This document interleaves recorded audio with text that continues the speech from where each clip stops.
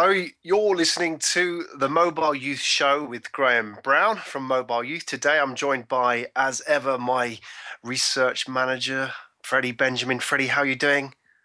Doing all right. Thank you, Graham. And yourself? Yeah, I'm doing great, thanks. Now, Fredie, I was asked just the other day what was possibly one of the most revealing insights that you want to share with the general public about the ongoing Mobile Youth Research Project.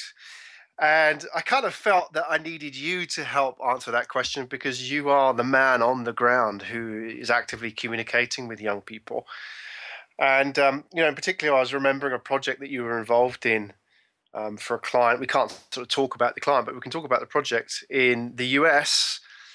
And, maybe some of the insights from that project, how we did the project, how we did it differently, what kind of insights came out of it. And, really, what can people learn about the fundamentals of young people and mobile phones and technology in general, from really getting hmm into the lives of young people rather than sort of observing them in the focus group. So maybe you can start from the top. Tell us a little bit about the project, then hit us with a couple of insights into what are the real trends into youth mobile culture right now. Definitely, Graham. That's really exciting. I'll tell you about this research project. We set out basically to research young people's communication trends, communication behavior. The usual suspects being texting, messaging, Facebook, and other social media. And one of the things we wanted to look at was also video chat. Now, before we started the research, we were pretty sure that it was not a trend. This was the stuff of future. Uh, Mm, we and Little did we know that the future was already here among mm, young teenagers living in suburban homes from the US to Indonesia. And they were using a video chat app called Uvu on their laptops and mobile to create this future. Let me just tell you a little bit about Uvu. Now, I didn't know about Uvu before these kids showed it to me. And it's similar to Skype, basically. It allows you to do text mm, messaging, voice chat, as well as video chat. And there's a feature that young people really like, which is they can do a group video chat with up to 6 participants. Um, Now, the real insight here, let me actually reveal that insight through a story. Now, when go we for it. will definitely now when we're looking at the kids, I guess like doing on Uvu chat as they would call it, just kind of to put it in context, they would spend their days in school. They would come back from school, finish their homework, finish any chores, and then they would go to their rooms, fire up their laptop, start up Uvu. They would probably have Facebook on another tab open, just in case. They would even have their phones with Instagram or any messenger on it open and just lying there. And with all Mm, of those open, they would then turn to their video games and start playing a video game, or they would start reading a book, or listen to music, or watch a TV show. mm, So just looking at that and asking them what they are doing. Well, for them, it was just like hanging out with friends. It was just what they were doing, what they do every day. Now, the real insight here is that these kids were not really talking to each other here. There was no active communication going on, right? mm. And once in a while, someone on the Uvu chat would just groan out, "Oh, I'm so bored. Wish we could go play basketball or go to the mall." And he would say Mm. that after he'd finished messaging 3 people on Facebook, watched some YouTube videos, and shared them on Facebook. And So let this me whole understand this, Freddie. So the way that they're using video, and it's sort of, I mean, because it's a very visual image that we need to sort of paint for people, is it's not the way in which we technologists have sort of fantasized about video, which is, hey, look at me at the concert, or hey, look at me doing this crazy thing, right? It's young kids in their bedrooms using video, almost like CCTV, right? But, Yeah, exactly. rather than to Big Brother, they're broadcasting to each other. So they may be on the PlayStation, they may be doing their homework, but they got that video just on in the background, and somebody may be watching them, a friend or somebody else may be, doing their own thing, but they can easily sort of, turn back to the console and see, hey, what's going on with my buddy? Exactly, yeah. It's very different, right? Yeah, it is. And we kept sort of like talking to them during this period, and what kept coming up was that they kept saying that they were bored. Now they were playing a video game, they were on a video chat, Facebook was on, but they were still bored. And what I guess like we realized was that they were really finding ways to be bored with other people, not really to kill their boredom. Because Right. being bored for teenagers is a very important social grooming process. Right. It's a part of being a teenager is being bored, right? If you're Exactly. not a teenager, if you're not bored at some point and complaining about being bored. Exactly. There's an internet anthropologist, her name is Genevieve Bell, and she studies boredom exclusively and the value of boredom and how tech companies can use it.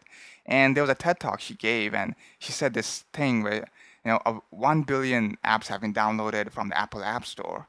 That's 1 billion instances where people were bored and trying to connect with others, to be bored with others, you know. Right. But people try to invent or create apps or mobile phones in an attempt to kill boredom, as if you're not supposed to be bored.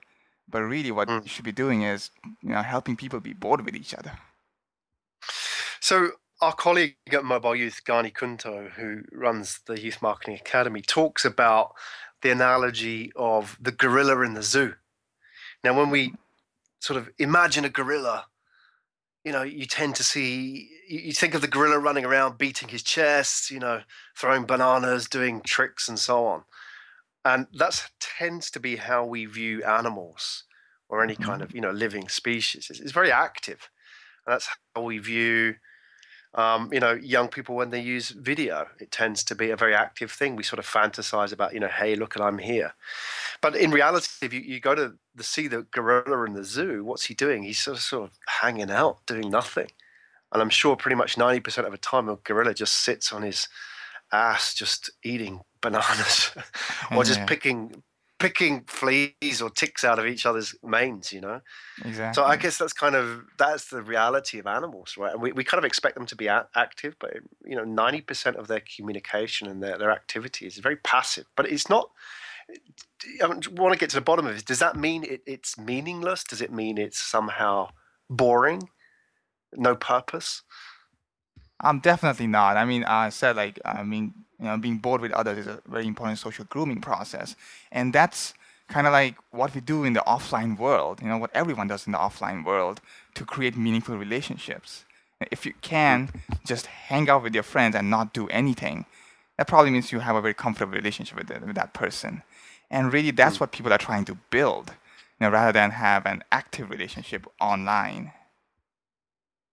I guess it's like if you're driving in a car with somebody, if you don't know that person, then generally that person's sitting next to you, you're giving that person a ride, then you're constantly talking. There's very few down moments of sort of no talking whatsoever. But if you know that person well, often there's long periods of silence, and you're kind of comfortable with that, isn't it? And I guess that's the case with young people.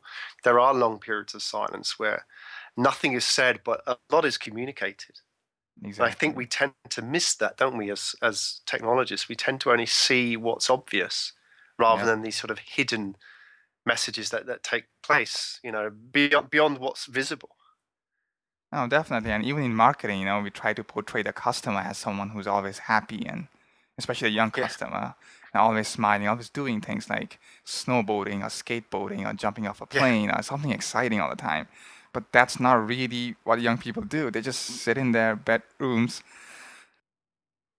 Sorry, excuse me. They sit in their bedrooms listening to music, on a video chat with friends. Or they might even be with their friends in the bedroom listening to music or watching a movie, and that's really it.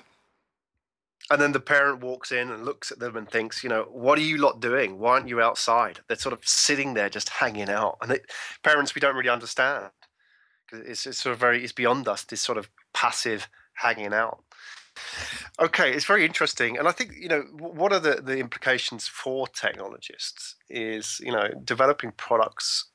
We've got to cater for this style of communication, right? We can't sort of build our product ideas around a very active consumer, right? We've got to build them around this very passive young person, and understand that even though that they may not be doing things, they may actually be really doing things, but not at the sort of the visual level. So it's sort of taking that into context and really understanding, the meanings of these not visibly communicated cues that happen between young people. Right. Okay.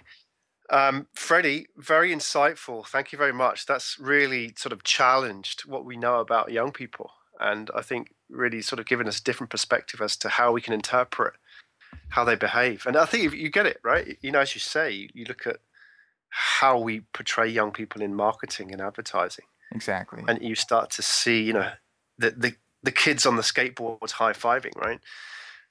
Okay, excellent. You've been listening to the Mobile Youth Show with your host, Graham Brown and Fredie Benjamin. If you want to find out more, go to www.mobileyouth.org.